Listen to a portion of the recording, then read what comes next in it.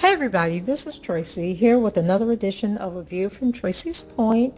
And yes, it has been a while, okay? So I am coming to you guys today with the latest update in all these lawsuits against Robert Sylvester Kelly, stage name R. Kelly.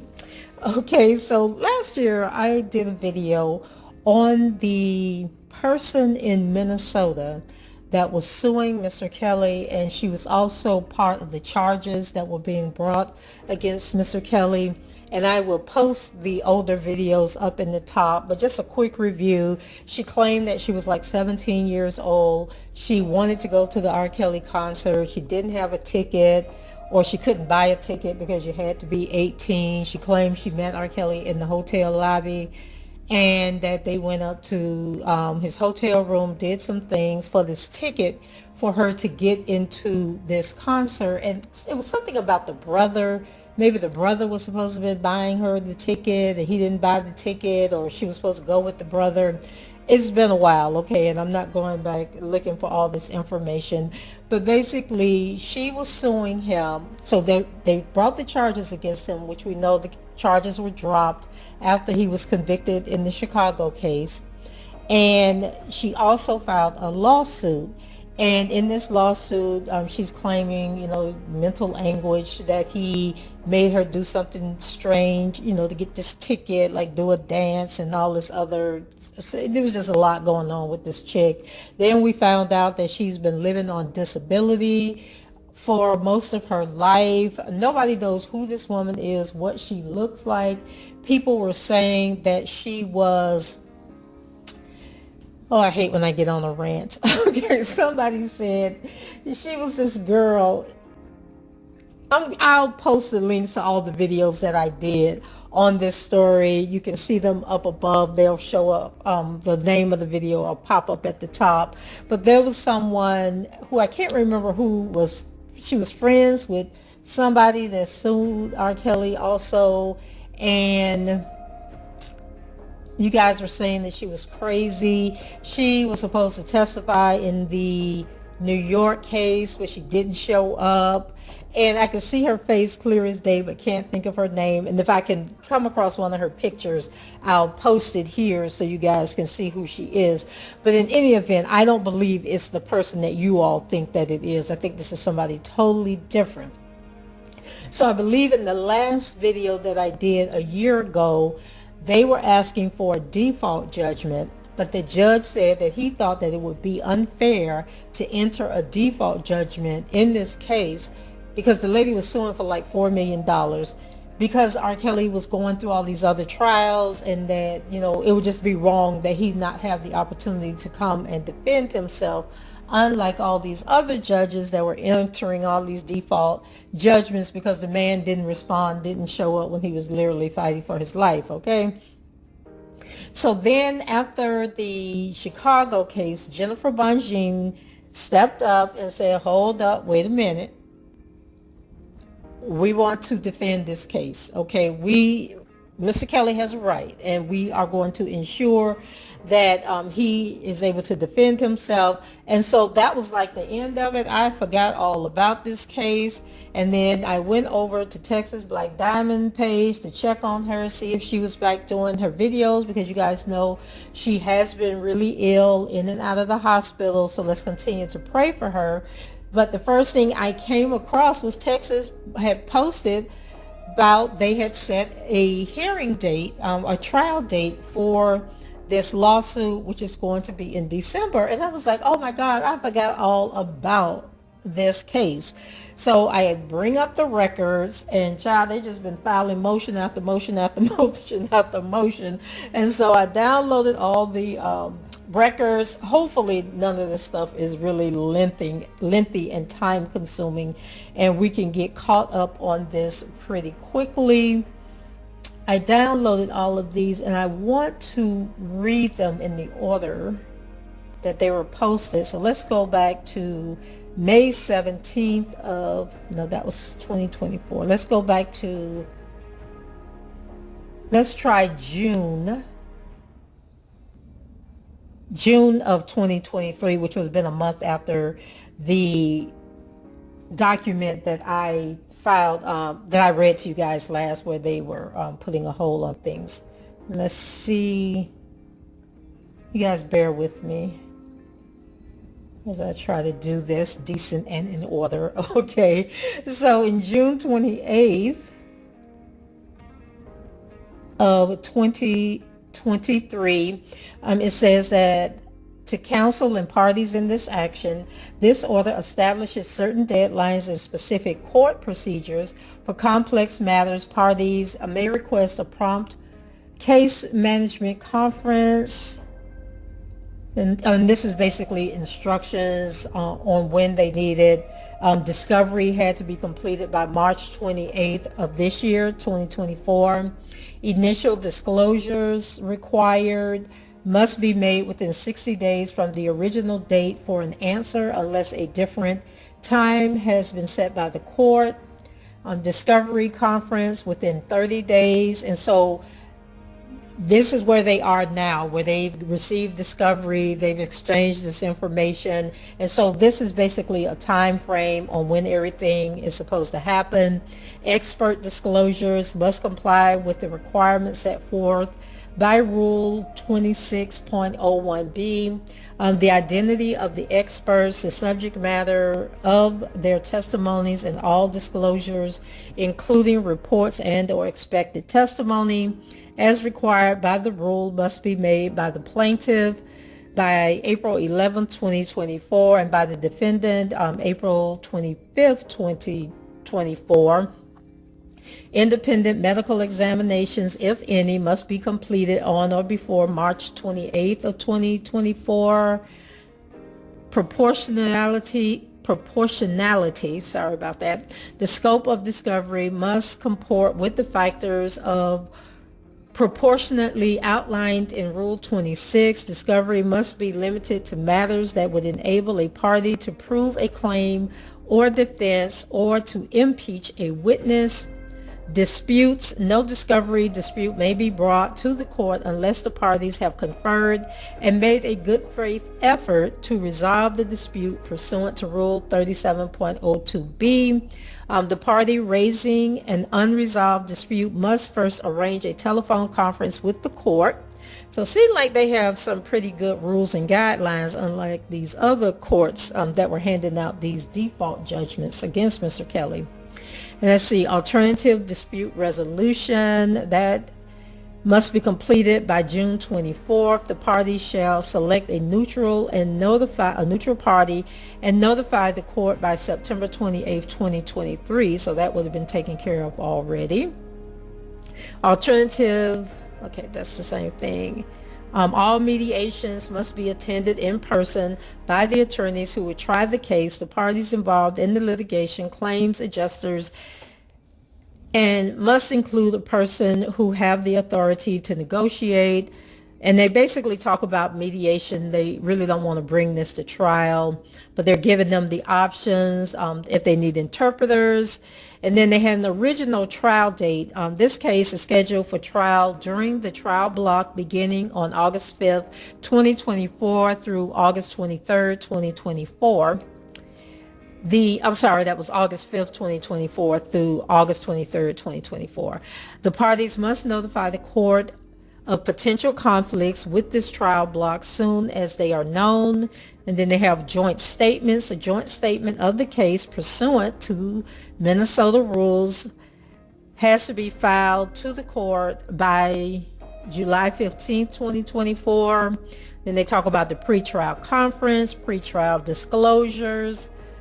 Settlement parties shall promptly notify the court of any settlement or resolution. Correspondence, the court will not consider informal correspondence from the parties. And then sanctions, failure to comply with the provisions of the order may subject a party to appropriate sanctions, including but not limited to assessment of costs and attorney's fees, striking of pleadings, and partial or complete dismissal, entry or judgment, or any other relief the court deems appropriate. So let's see, that was, and then let's go here. This was September of 2023. And this basically says Jane Doe versus Robert Sylvester Kelly. Dear Judge Sigsmund, it's Siegesmund is the judge. It says, pursuant to the June 28th scheduling order in this matter, I write to inform the court that the parties have not selected an ADR neutral. I wrote to Defendant Kelly on August 30th, 2023, regarding the selection of a neutral as required by the scheduling order, but have not heard or received anything. Thank you. And that was the attorney for Jane Doe. Okay, I hope these are in date order that I'm reading this, because I'm just going to keep clicking upward, okay? So then the next communication was on November 3rd, 2023, and they're writing the judge again, and this is the person who's suing Mr. Kelly. It says, in advance of the teleconference set for 11/15/23, in this matter and pursuant to paragraph 3G of the scheduling order, I submit this letter brief on behalf of the plaintiff regarding defendant's failures to respond to plaintiff's interrogatories, I know I'm pronouncing that wrong, provide initial disclosures, and participate in the selection of an ADR neutral. On October 4th, 2023, I mailed a letter to defendant requesting his initial disclosures and his answers to plaintiff's interrogatories, first served in June 2022. Now, when they say that they are sending this to the defendant, I don't know if they are sending it to Mr. Kelly directly at Butner, where he is currently housed, or if they're saying that they are sending this to Ms. Bonjean. It sounds like they're trying to be slick and they're sending them directly to Mr. Kelly. And so they say, I requested these items be provided by November 1st, 2023. To date, I have not received a response from defendant regarding ADR, and as indicated in the electronically filed letter to the court dated September 28th, 2023, I wrote to defendant on August 30th, 2023, regarding the selection of a neutral person per the scheduling order. I have not received a response to date. To my knowledge, defendant's participation in this litigation has consisted only of his April 26, 2022 pro se submission opposing plaintiff's then pending motion for default. In my October 4th, 2023 letter to defendant, I indicated that I would bring a motion for an order compelling disclosure and discovery pursuant to Rule 37.01 if the same were not provided to me. Unfortunately, that is how I would have to proceed if the aforementioned discovery deficiencies remain unresolved following the November 15th telephone conference with Your Honor. Ultimately, given procedural history in this matter, I believe the appropriate remedy in the event defendant fails to comply with the order would be an entry of default judgment in plaintiff's favor, of course. Thank you. And then Richard Student, attorney for the plaintiff. And so he CCs Robert Sylvester Kelly via U.S. mail and the judge, which makes me think he is sending this directly to Mr. Kelly and not to his attorney. So then we have basically an affidavit of service of what I just read to you guys. And then on the same date, we have a notice of motion. And then they have Robert Sylvester Kelly, that Butner. So he's sending this stuff to Butner. And it says, please take notice that Plaintiff Jane Doe, through her undersigned counsel, will bring before Honorable Kristen Sigsman for hearing plaintiff's motion for summary judgment on January 26, 2024 at 9 o'clock a.m. at the Hennepin County District Court, 300 South 6th Street, Minneapolis, Minnesota. The testimony of Plaintiff Jane Doe would be taken at the motion hearing pursuant to Rule 115.08 of the Minnesota General Rules of Procedures or Practice. Such motion hearing may be attended remotely by defendant pursuant to the written instruction of the court. Served within. Motion pursuant to Rule 56 of the Minnesota Rules of Civil Procedure.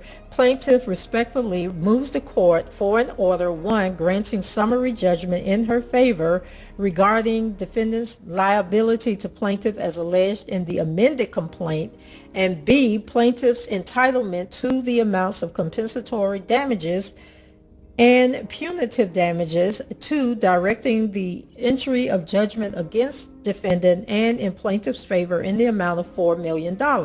Plaintiff's motion is based on the affidavits, memoranda, and other written submissions of the parties, the plaintiff, the testimony of plaintiff, and the arguments of counsel. This is to just show y'all how crazy these people are, that they really want a judge to enter a default judgment against somebody who is currently incarcerated in the amount of $4 million. Like, are these people crazy? And like, have they not been paying attention? There is no more money. There is no money. So what is it that they think that they are going to get? Just living in delusion. Okay, so then the next document was the affidavit of service, where they sent this letter once again to Mr. Kelly at Butner and not to his attorney, who is well publicized who his attorney is. So if you're acting in good faith and you've been following along for the past 2 years, 2 years since the Eastern District of New York case, Jennifer Bonjean has been his attorney. So why are they not sending this stuff to her, or saying, or even sending an inquiry, are you still representing Mr. Kelly? Will you be representing him in this lawsuit?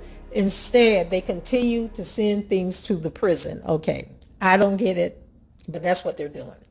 So the next document was filed on December 28th, 2023. And this says, Plaintiff Jane Doe, through her undersigned counsel, submits this memorandum in support of her motion for summary judgment. Issues for summary judgment. It says, plaintiff identifies the following summary judgment issues. 1, whether the undisputed record shows defendant sexually abused plaintiff as alleged and is therefore liable to plaintiff for damages. 2, the amount of compensatory damages to which plaintiff is entitled as a result of defendant's abuse. And 3, the amount of punitive damages to which plaintiff is entitled as a result of defendant's abuse. The record. Pursuant to Minnesota General Rules of Practice 115.03d, plaintiff identifies the following documents which comprise the record on which the present motion is made. Plaintiff's amended complaint, defendant's response, and affidavit requiring plaintiff's motion for default judgment. Plaintiff affidavit dated February 14th, 2022. Affidavit of attorney Richard Stewart dated February 11th, 2022. Exhibits B and C to the student affidavit, document numbers 37 and 38. Statement of undisputed facts pursuant to Minnesota General Rules of Practice, blah, blah, blah. 1, defendant's abusive plaintiff on July 11, 2001. Plaintiff encountered defendant Robert Sylvester Kelly at City Center in downtown Minneapolis, Minnesota, where defendant was signing autographs for fans. Plaintiff was 17 years old at the time. Defendant was 34 years old. Plaintiff handed a piece of paper to defendant for him to autograph, and defendant returned the paper with his autograph and a telephone number on it. Now, I remember that in the original documents, but we're going to keep reading on here. So later that day, plaintiff called the telephone number provided to her by defendant, and she was directed by defendant or one of his associates to go to a hotel in downtown Minneapolis to meet defendant. When plaintiff arrived at the hotel as instructed, she was met by an associate of defendant in the lobby who escorted her to defendant's hotel room. Plaintiff waited in the room for a brief period of time. Defendant entered and gave plaintiff $200 to dance naked for him. Defendant removed plaintiff's clothes and his clothes and laid on the bed in the room. Plaintiff climbed on top of defendant and danced as he rubbed his hands on plaintiff's body, including on her private parts. Plaintiff believed defendant was aware she was 17 years old at the time of the incident because plaintiff told him she could not get into his 18 and over concert that night because she was not old enough, and defendant responded that he would put her name on the guest list for the concert. 2. Plaintiff's psychological and emotional damages. Soon after, and because of defendant's conduct, plaintiff was diagnosed with post-traumatic stress disorder, anxiety, and depression. Plaintiff has received formal psychological treatment ever since then. Plaintiff attended a psychological consultation with Dr. Alfred Carey Youssef, MD, on October 28, 2018, in connection with the continuation of Social Security disability benefits. Plaintiff has received Social Security disability benefits arising out of her mental health conditions since she was approximately 19 years old. Dr. Carey Youssef's report notes plaintiff was R'd by a stranger when she was a teenager, and plaintiff continued to suffer nightmares and flashbacks as a result. The R referenced in this report was the abuse committed by the defendant in 2001 when plaintiff was 17 years old. Plaintiff receives mental health counseling and treatment through Nystrom and Associates, where she has been a patient since at least 2012. So she been crazy, y'all. Been crazy. So the record from an appointment plaintiff attended on October 30th, 2020 with therapist Gilbert Gong evidences plaintiff's ongoing psychological symptoms, emotional distress, and disabilities. The report notes and details symptoms consistent with anxiety disorder, panic attacks, and PTSD. The report also identifies plaintiff's report of assault she suffered as an adolescent as a developmental incident, which was contributing cause of her current PTSD and other psychological symptoms. The first assault at 15, noted on page 4 of the report, and the assault and abuse in adolescence referenced on page 2 of the report referred to the abuse committed by defendants in 2001 when she was 17 years old. So how did she know it wasn't from whatever happened to her when she was 15? Why did that not create psychological damage to her? I'm just asking. So 3, the present litigation. On May 12, 2022, defendant filed a written response and affidavit opposing plaintiff's then pending motion for default judgment. Defendant's affidavit indicated he opposed plaintiff's motion for default judgment and intended to defend his case. However, the affidavit does not set forth any denials, specific or general, or the allegations in plaintiff's amended complaint, and does not set forth any affirmative defenses. Defendant has not otherwise participated in this litigation. The factual record in this matter will be supplemented by the testimony of plaintiff at the motion hearing. Argument. 1. Summary judgment standard. Summary judgment is appropriate when the evidence viewed in the light most favorable for the non-moving party shows that there is no genuine issue of material fact and the moving party is entitled to judgment as a matter of law. And then they cite a couple of cases: Osborne versus Twin Town, Bowl Incorporated, also DLH Incorporated versus Russ, which was from 1997. Summary judgment is proper when the pleadings, dispositions, answers to interrogatories, admissions, and affidavits show that there is, interrogatories. Admissions and affidavits show that there is no genuine issue as to any material fact. When a motion of summary judgment is made and supported, the non-moving party must present specific facts showing that there is a genuine issue for trial. And then that was from the DLH Incorporated case. If the non-moving party does not respond, summary judgment, if appropriate, shall be entered against the non-moving party. And that also was from the DLH case. Pursuant to Rule 5605, the court may grant summary judgment if the motion supporting materials, including the facts considered undisputed, show that the movement is entitled to it, and the movement,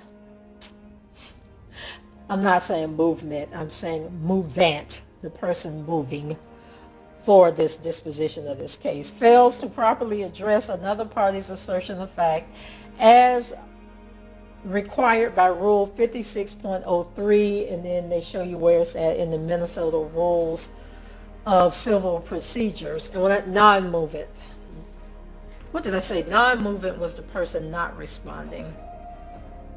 Okay, and then the movement is the person that's filing the case. So in order to successfully oppose a summary judgment motion, a party cannot rely upon mere denials of general assertions, but must demonstrate that specific facts exist which create a genuine issue for trial. And then they cite several cases. A party opposing summary judgment may not rely on speculation or metaphysical doubt as to material facts. C. Johnson, 480, they give the case. Osborne, give the case number. Mere speculation without some concrete evidence is not enough to avoid summary judgment. Okay, 2. The record shows defendant abused plaintiff as alleged in the amended complaint and is liable to plaintiff. Okay, so they admit that they done amended and changed the story there a little bit, because some of that stuff I didn't remember from the initial filing. So it says Minnesota law recognizes a civil cause of action for damages based on abuse of a young individual. The Child Victims Act, and then they name a whole bunch of cases supporting that they can do this. And then it says the complainant is at least 16 but less than 18 of age, and the actor is more than 36 months older than the complainant and a current or recent position of authority over the complainant. Neither mistake as to the complainant's age nor consent to the act by the complainant is a defense. Under the statutory definition, position of authority includes but is not limited to any person who is a parent or acting in the place of a parent and charged with any of a parent's rights, duties, or responsibilities to a child, or a person who is charged with any duty or responsibility for the health, welfare, or supervision of a child, either independently or through another, no matter how brief, at the time of the act. So I don't think he was in a position of authority based on that definition. What do y'all think? So then it says a defendant was in a position of authority over the plaintiff. Minnesota courts have interpreted the statutory phrase position of authority. Then they read all these cases. Position indicates either a person's social standing or employment, while authority refers to the power to enforce laws, exact obedience, command, determine, or judge. Still doesn't place him in a position of authority. Minnesota cases illustrate the broad application of this definition. Okay, so then they cite a whole bunch of cases here. One saying, citing by way of example, State versus Hall, babysitter hired to watch children in a position of authority. Minor's favorite uncle and confidant in a position of authority. Defendant in a position of authority over unrelated child residing with him. Finding position of authority when minor victim was under the exclusive control of defendant, the school janitor, during an overnight stay at the defendant's home. Finding defendant, the father of a friend of the 16-year-old victim, was in a position of authority when the victim was visiting defendant's home, notwithstanding the fact defendant's responsibility toward the victim was not extensive. In the present case, the undisputed facts show defendant was in a position of authority over the plaintiff at and around the time of the abuse. Defendant controlled the enclosed and private environment in which he abused the plaintiff. Likewise, no one else was present in the hotel room when the abuse occurred. In addition, defendant and his agents and co-conspirators orchestrated and controlled the circumstances leading up to the abuse. Defendant was a famous musician and used his social status along with $200 payment to lure plaintiff and cause her to engage in illegal sex acts. Okay, somebody give me $200. I don't care if I'm 16 or 62. I'm thinking that they think I'm a prostitute. I'm sorry, you're not giving me no money to have sex unless you think I'm a prostitute, right? Do y'all agree or disagree? Let me know. And she was old enough not to have her butt at that hotel trying to get tickets to a concert. Like, she should have known better. And especially if she had already been abused in the past. The last thing she would have wanted, or I would think that she would have wanted, if she had already been abused in the past, is to be alone in a room with a grown man, regardless of, him being a celebrity or not. So anyway, goes on and says, defendant engaged in contact with plaintiff. The record also shows defendant engaged in contact with plaintiff. Contact for purposes of fourth degree criminal sexual conduct includes, in relevant part, the intentional touching by the actor of the complainant's intimate parts committed with sexual or aggressive intent. Plaintiff's unrefuted affidavit and anticipated live testimony established this element beyond any doubt. Compensatory damages. Compensatory damages for emotional and psychological injuries, which may include but do not necessarily need to include severe mental anguish, are generally recoverable by a plaintiff on an abuse claim. Regarding causation, Minnesota courts generally apply a substantial factor test under which an act is a direct or proximate cause of harm if the act was a substantial factor in the harm's occurrence. So the record shows defendant's abuse of plaintiff when she was a minor was the primary cause and or a substantial contributing cause of plaintiff's severe and permanent psychological injuries and emotional distress. An award of $2 million constitutes adequate compensation for plaintiff's past and future general damages. Punitive damages. Abuse is a sufficient factual predicate for an award of punitive damages under Minnesota law. The purpose of punitive damage is to both punish and deter according to the gravity of the act, giving rise to a punitive damage award, but an award should not exceed the level necessary to properly punish and deter. The punitive damages statute instructs that an award of punitive damages be measured by those factors which justly bear upon the purpose of punitive damages. So the record in the present case shows defendant's abuse of plaintiff was criminal, premeditated, and in deliberate disregard for the rights and safety of plaintiff. The following statutory considerations warrant a substantial punitive damages award against defendant in seriousness of defendant's misconduct. The duration and repeated occurrences of similar misconduct by defendant over many years and involving many victims, the duration of defendant concealment of and avoidance of responsibility for his misconduct, defendant's awareness of his misconduct, the defendant's use of his position of power. I swear I read this in some other documents, okay? Celebrity and his employment. Oh, Lord. I lost my page, y'all. Let me go back up here.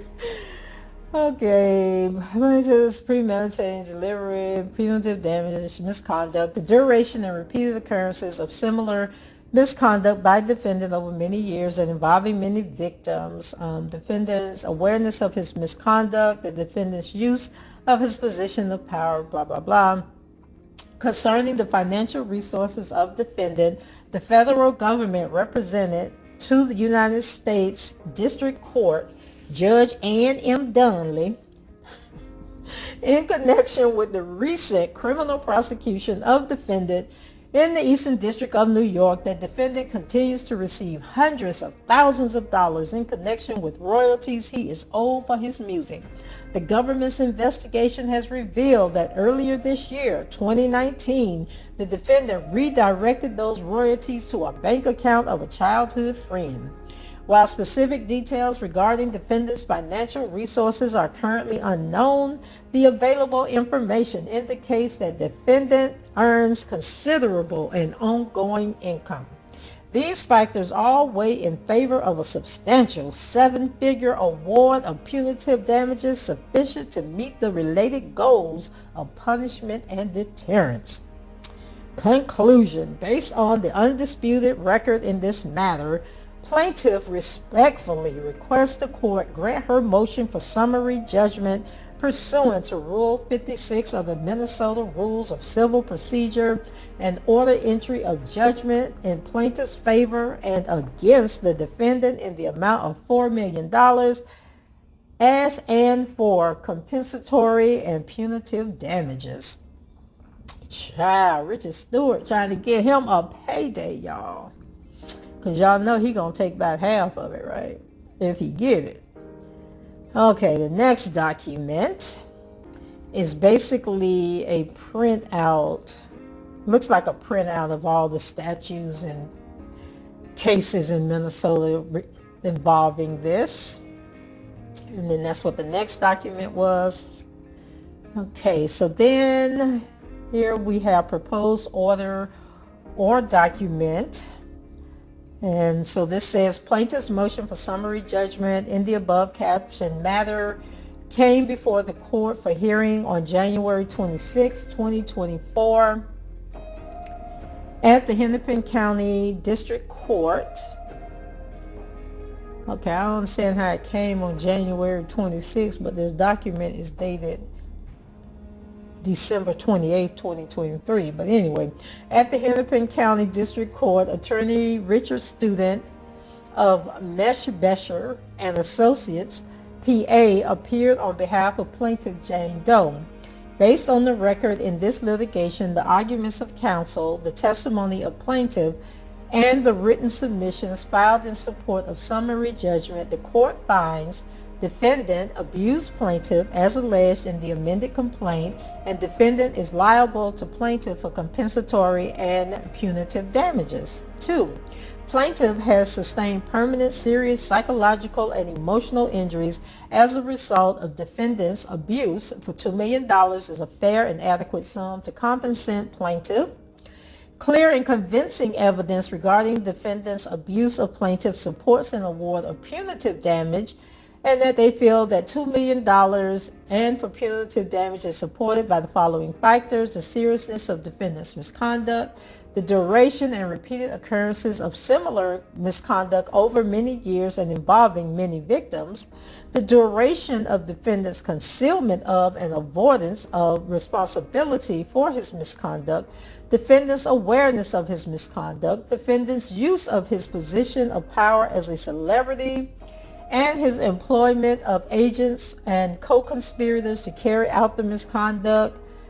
Child, they just using all this from the Eastern District of New York case. It says, based on the foregoing findings, it is hereby ordered: 1, plaintiff's motion for summary judgment is granted, and 2, plaintiff Jane Doe, whose identity is set forth at document number 40, and incorporated herein reference is entitled to judgment against defendant Robert Sylvester Kelly in the amount of $4 million, $2 million of which is for compensatory damages and $2 million for punitive damages plus pre-judgment and post-judgment interest. But the judge didn't sign it, so that's interesting. So let's go on to the next document from December 28th. It says affidavit of service. So they're saying that they served Mr. Kelly once again at the jail, but not notifying his attorney. Then we move to January 23rd of this year. And it is another affidavit of service. Once again, serving Mr. Kelly while he's incarcerated, but not his attorney. So then on February 6, 2024, it says, I certify my representation as local counsel. Okay, here comes the Bonjean Group, all right. So, certificate of representation as local counsel. Jane Doe versus Robert Sylvester Kelly, and this is Andrew H. Mooring, attorney. And he's an attorney in Minneapolis, and he says, I certify my representation as local counsel for Bonjean Law Group, PLLC, and Ashley Cohen for the above named defendant on the following matter or matters before this court. Then it says charges, count 1, assault, count 2, action for damages. I understand the responsibilities outlined in Minnesota Rules of Practice and that I cannot withdraw from this representation unless said withdrawal is approved by the court. Okay, so that was dated on February 6, 2024. And then let's see what happened here. Then we have February 9th, 2024. It says notice of motion and motion for admission pro hoc vice by Jennifer Bonjean and Ashley Cohen. And so they say that please take notice the defendant Robert Sylvester Kelly by and through Andrew Mooring, his local counsel, hereby moves this court for an order permitting attorneys Jennifer Bonjean and Ashley Cohen, non-resident attorneys with Bonjean Law Group in New York, New York, to appear and participate in this action. And as you guys probably know, since following this trial, or you may have known before this, is that you can only practice law in a state when you are licensed to practice law.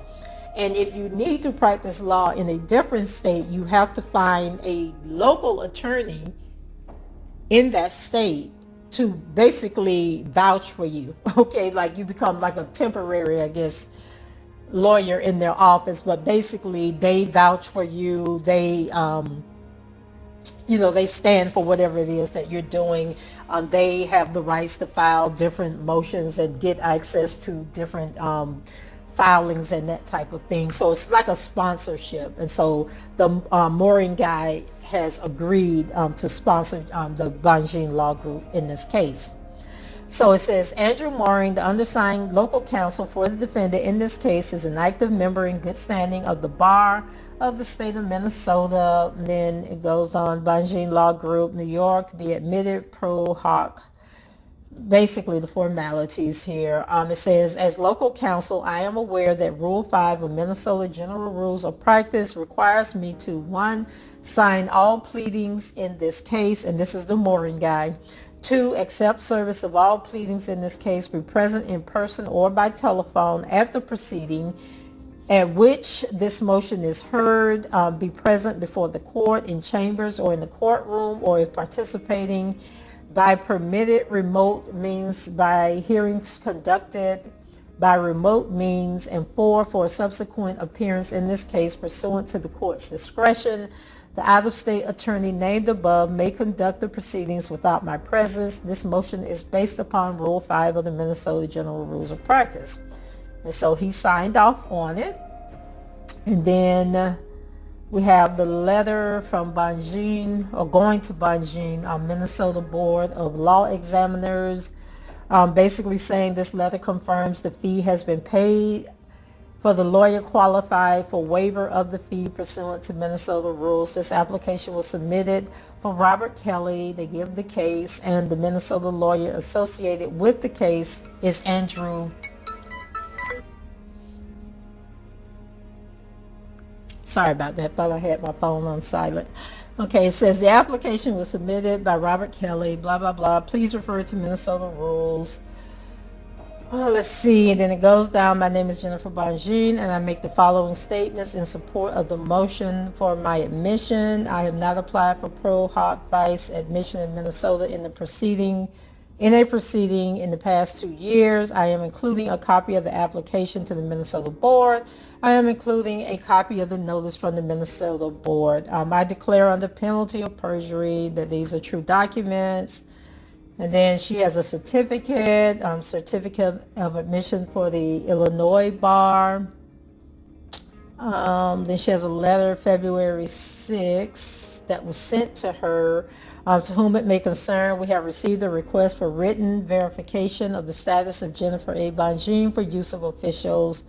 So these are like technicalities proving that she is licensed in these different states, New Jersey. Then it goes down. This letter confirms that the Office of Minnesota, they do the same thing for Ashley. I'm not going to read all that because it's really just a formality. Okay, so they have just their different certificates and things proving that they are legit attorneys. Okay, then the next document was February 9th in 2024. And this was the mooring guy, something else, an affidavit of local counsel, basically the same thing. Then it says the court finds, this is a different document. The court finds a motion for admission of pro hoc vice was filed by Andrew Mooring.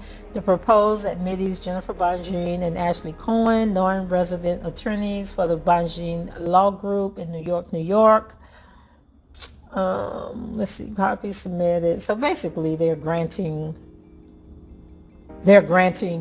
Ashley and Jennifer the right to handle this case. So then we jump to February 23rd of this year.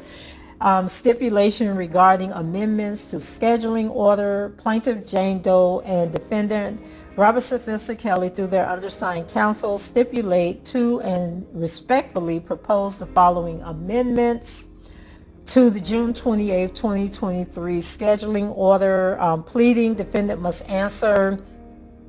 So basically, they did not do the default. Okay, Jennifer jumped in and said, hold up, wait a minute. Okay, like I am his counsel. Nobody has sent me anything, and you need to not rule on this default, or you cannot move forward with the default because the judge had already approved it. So just like in the Heather Williams and the Midwest commercial lawsuits where they received those default motions, Jennifer came in, had them tossed out. And I don't know what happened. I need to follow up with those two cases because I'm still trying to figure out what happened with the Midwest funding. And you guys, Midwest Commercial Funding owned the studio, R. Kelly studio, that he was renting. Not sure why he didn't own his own studio, but he was renting this studio or this building that he turned into a studio. And he owed them like $300,000 in bike rent and for modifications for them to change it, to return it from the studio back to a warehouse space, which is what it was when R. Kelly took over it. But they initially was suing him for like $300,000. They got a garnishment from his bank account at Chase Bank, but they had that reversed and they had to pay that money back. So then they came and sued for $4 million because the Heather Williams girl had gotten awarded $4 million. So they was like, well, we want $4 million also. And so we know that the Heather Williams was tossed out, but I think she's still fighting it. But the Midwest Funding received money from Sony for this judgment. And then the last thing I saw on that was there was an order entered that Midwest was supposed to get whatever their award was. I don't know what the award eventually turned out to be, but they were supposed to take the award that the court finally decided on when they settled the case, and then they were supposed to return the balance. But I can't find anywhere where the judge in that case specifically said you're entitled to X amount of dollars. So I don't know how that worked out, but they were supposed to return whatever the overreach was. But I think that if he owed them $300,000, that's what they should have got, plus a little bit of interest. They shouldn't have been allowed to get $4 million because they didn't experience any damages in this case. They just needed their rent, and I'm sure they have since refurbished and re-rented that building a couple of times since then. But I have to keep researching to see what was going on with that. Okay, so now we have a new schedule in this case with this anonymous woman in Minnesota. So it says, pleadings. Defendant must answer plaintiff's amended complaint by March 7th. Discovery. All discovery must be completed by May 24th. Expert disclosures. Plaintiff's expert disclosure must be made by June 14th, which was about 2 weeks ago. Defendant's expert disclosures must be made by June 28th, which is tomorrow. Independent medical examination, any IME, must be completed by May 24th, so that day has passed. Alternative dispute resolution, ADR, which we talked about earlier in this video, must be completed by July 12th. The parties shall select a neutral party and inform the court by May 3rd. So that should have already taken place. And then it has to be completed by July 12th. So non-depositive motions. All non-depositive motions, excluding pretrial motions, must be heard by May 24th. So that has passed. All motions must be heard by June 28th, which is tomorrow. And so trial date, pretrial conference, pretrial filing. And they don't have a date here, but that was that document, and that was from February. So then on March 6th, let's see, we have a scheduling order. It says that counsel parties in this action, the order establishes certain deadlines and specific court procedures, blah, blah, blah. It is hereby ordered the court adopts the deadlines agreed in the stipulation to amend and the scheduling order filed by the parties on February 23rd. The stipulations include amendment to the pleadings, discovery, expert disclosures, independent medical exams, ADR, and both non-dispositive and dispositive motion deadlines. Trial date. This case is now scheduled for trial during the trial block beginning on December 16th, 2024 through January 3rd, 2025. The parties must notify the court of potential conflicts with this trial block as soon as they are known. A further pretrial order will be issued by the court 1 to 2 months before trial. Joint statements. A joint statement of the case pursuant to Minnesota Rules of Practices and Procedures must be filed with the court on or before December 1st, 2024. Pretrial conference. A pretrial conference must be scheduled by the court when the order for trial is sent 1 or 2 months before trial. The conference is mandatory and shall be attended by all attorneys who will try the case, all parties involved in the litigation, and any other persons with authority to settle the case. Pretrial disclosures required under 26.01 C. Identification of witnesses, deposition transcripts, and exhibits that may be offered at trial must be completed at least 30 days before trial. Objections to the admissibility of identified dispositions and exhibits must be made at least 14 days before trial. Objections not made are waived. 6. Settlement. Parties shall promptly notify the court of any settlement or resolution of this case. 7. Correspondence. The court will not consider informal correspondence from the parties regarding any substantive matter related to the case, absent specific permission from the court. Informal correspondence will be considered if related to non-substantive matters such as scheduling, provided opposing parties are included in any correspondence with the court. Sanctions. Failure to comply with the provisions of this order may subject a party to appropriate sanctions, including but not limited to assessments of court costs and attorney fees, striking of pleadings, and partial or complete dismissal, entry of judgment, or any other relief of the court deems appropriate. Okay, and that was from the judge. So then on March 7th, we have an answer. Okay, and this is from Jennifer Bonjean. Okay, so she's finally responding to the lawsuit, and it says, for defendant Kelly's answer to plaintiff Jane Doe's complaint, defendant denies generally each and every allegation, matter, and thing contained in plaintiff's complaint except as hereinafter admitted, qualified, or otherwise stated. With respect to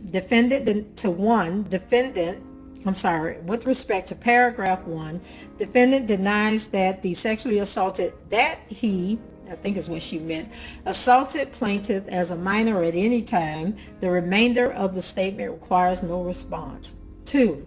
With respect to paragraph 2, defendant lacks sufficient information to admit or deny whether plaintiff is a Minnesota resident. Defendant does not even know the true identity of Jane Doe. So we done went through all this and they won't even give them the name of the person. This is so crazy. 3. With respect to paragraph 3, then it has denied. 4. With respect to paragraph 4, defendant lacks sufficient information to admit or deny whether this court has jurisdiction over plaintiff's claim or whether venue is proper, as defendant does not even know the true identity of Jane Doe and denies the events alleged in her complaint. So paragraph 5, defendant lacks sufficient information to admit or deny this allegation, as he does not know the true identity of Jane Doe. For paragraph 6, it's the same. He doesn't know her, so he can't respond. Paragraph 7, it says defendant lacks sufficient information to admit or deny this statement, as he does not know the true identity of Jane Doe and has no recollection of this incident. As for paragraph 8, defendant lacks sufficient information to admit or deny this statement, as he does not know the true identity of Jane Doe. The same for paragraph 9. And then for paragraph 10, it says defendant lacks sufficient information to admit or deny this statement, as defendant does not know the true identity of Jane Doe, but defendant generally denies that he paid a woman $200 in 2011 to dance naked for him, because there are just too many other women out there that would be willing to do it. Now I'm adding this on myself. He said he didn't pay nobody $200 in 2011 to dance for him. And then I'm adding on, the man probably could get any woman he wanted at that time to dance naked for him. Okay, so why he had to pay her $200 and he was giving her a free ticket to the concert? Now come on, make it make sense.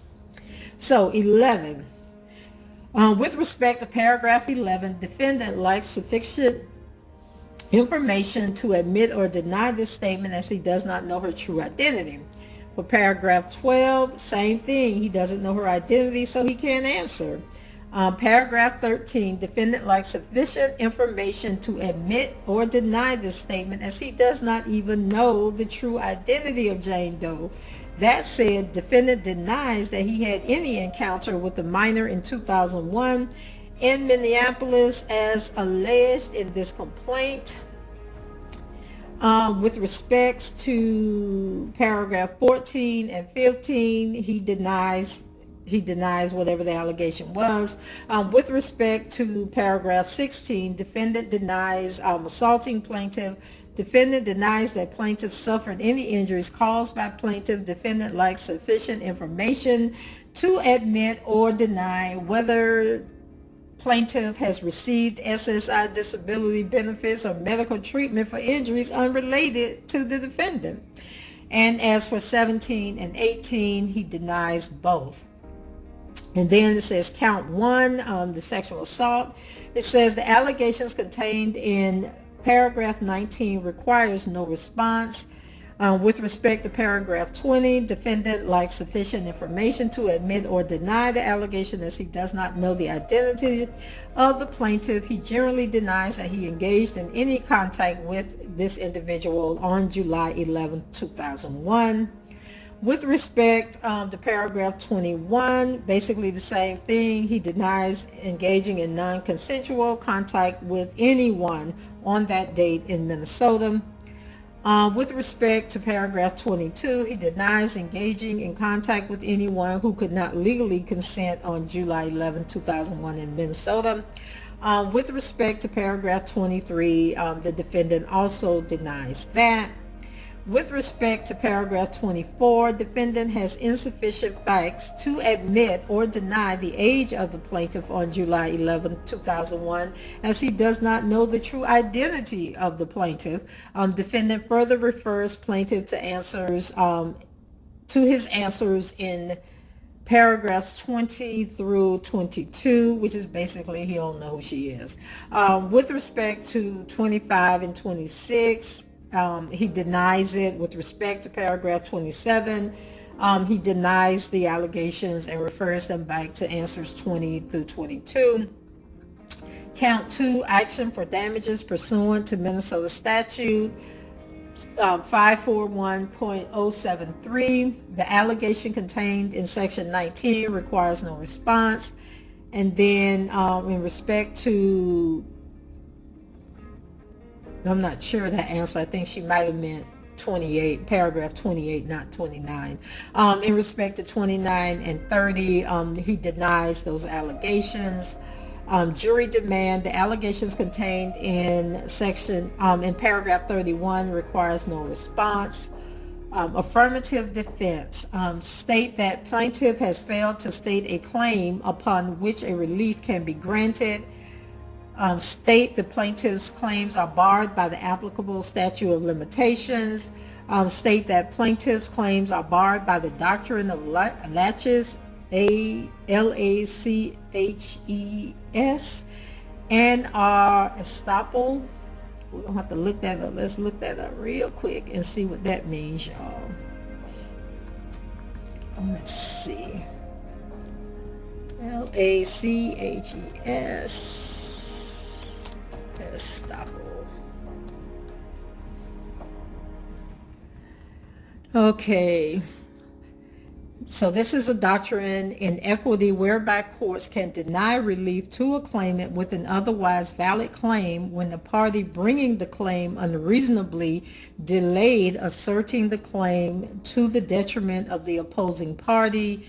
The doctrine is also commonly referred to as estoppel by laches, however you pronounce that.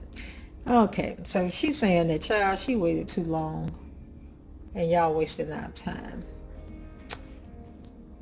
Okay, let me get back to where I was. Okay, number 35, it says, state that plaintiff's claims are barred because the damages alleged are speculative and thus unrecoverable. Which I agree, because how you gonna say that you done had abuse since you was 11? The first time you was assaulted was when you were 15, but you know without a doubt that this encounter is what caused your problems. Like, I'm just like confused as to what's going on here.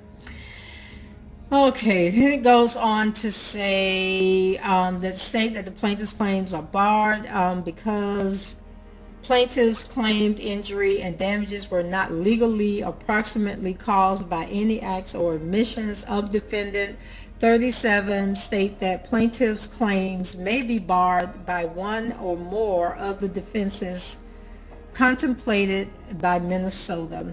And you know what? I think they got the dates I don't even know which one of these documents to go back to, because I think earlier when I was reading one of these documents, it said that it was 2011.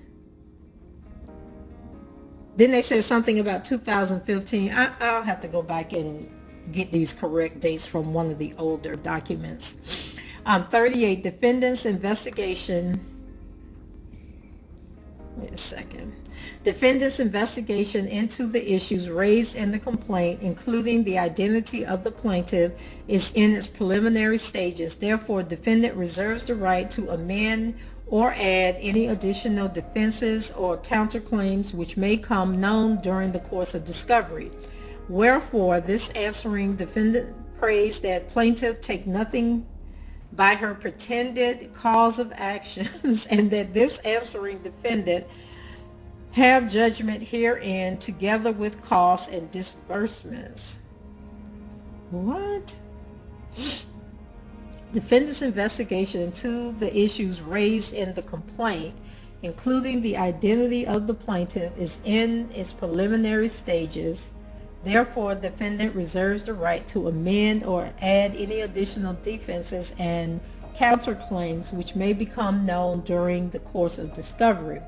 Wherefore, this answering defendant prays that the plaintiff take nothing by her pretended cause of actions, and that this answering defendant have judgment herein together with costs and disbursements. I don't know what Jennifer trying to say there.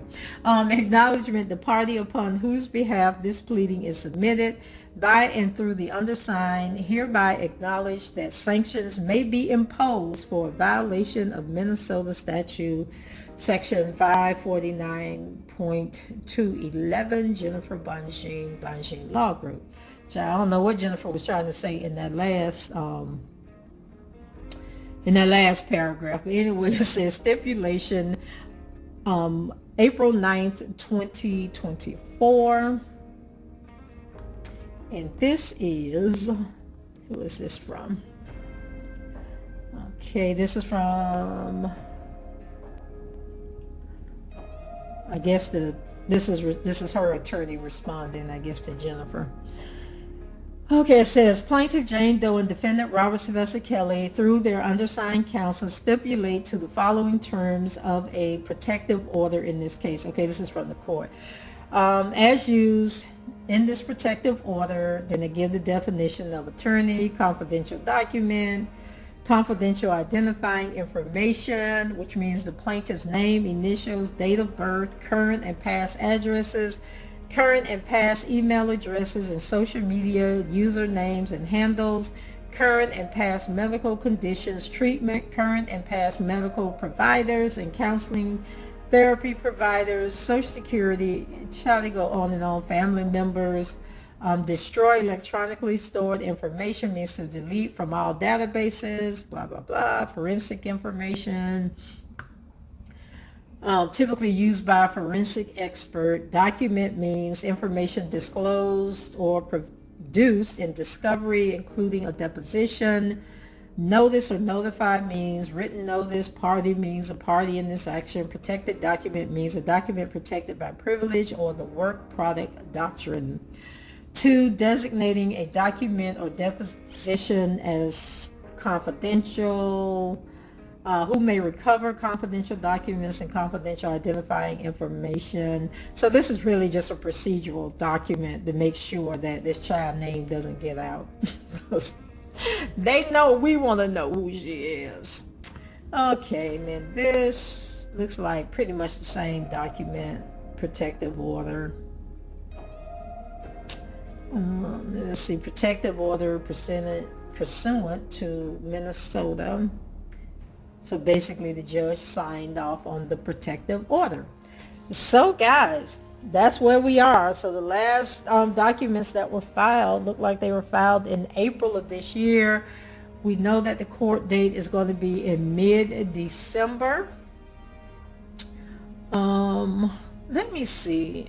Let me go back to this original document from March 10th, 2021. See what this girl talking about. Okay, it says parties.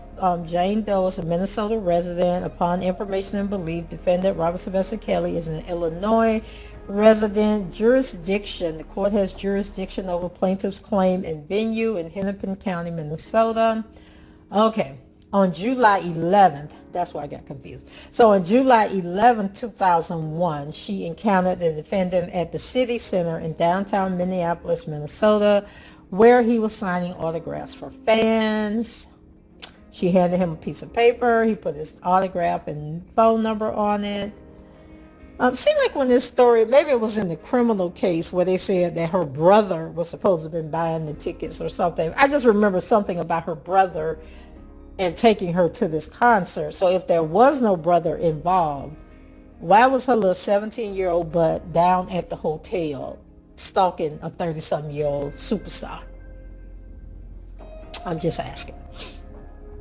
So, and for those of y'all that get mad when I just be asking, I'm telling y'all, some of y'all don't remember being 16 and 17, but I remember vividly being 16, 17, 18, and being places that if my mama and my daddy knew I was there, they would probably come from the grave and whoop my behind, okay? So that's why I know what my frame of mind was. I know the maturity of my mind at 16 and 17, and how me and my friends, if we wanted to be somewhere, we figured out a will and a way to get there.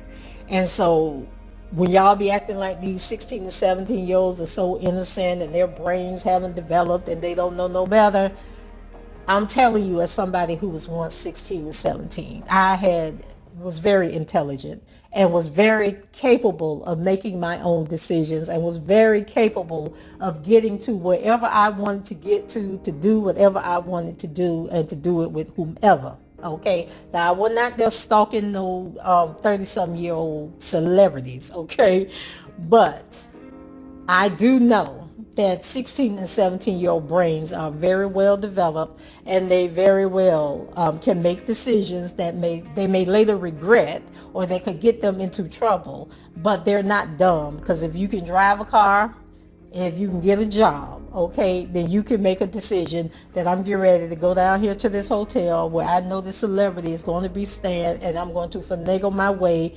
into his presence and get up into this hotel room. Yes, 16 and 17-year-olds have a clear thought process. Now, when they get 30 and 40, they might look back and be like, damn, I wish I hadn't did that. Oh, that wasn't a good look at all, or I regret that. But trust me, they thought it out. She thought it out, because she got from her house to that hotel, up into that hotel room, and R. Kelly had no clue who she was if this actually happened, okay? So I'm just saying. And I still don't understand the $200. Like, where we get the $200 from? That he paid her to dance. I don't understand that either. But anyway, so this is the original document. It said that she handed a piece of paper to the defendant for him to autograph, and the defendant returned the paper with his autograph and a phone number. She later called the phone number and was directed to the defendant by an accomplice or an accomplice of the defendant to a hotel in downtown Minneapolis to meet the defendant. So she made a conscious decision to go down there to that hotel knowing she had no business going, and why she didn't grab one of her girlfriends to go with her or tell somebody where she was going. So when she arrived at the hotel, she was met by an accomplice of the defendant, and why the accomplice ain't being charged, we don't know who the accomplice was, and she was escorted to the hotel room, and then she waited in the hotel room a short period of time before the defendant entered. Then she says that he gave her $200 to dance for him. The defendant removed her clothes and his own and laid on the bed, and then blah, blah, blah. Okay, so maybe she was 15.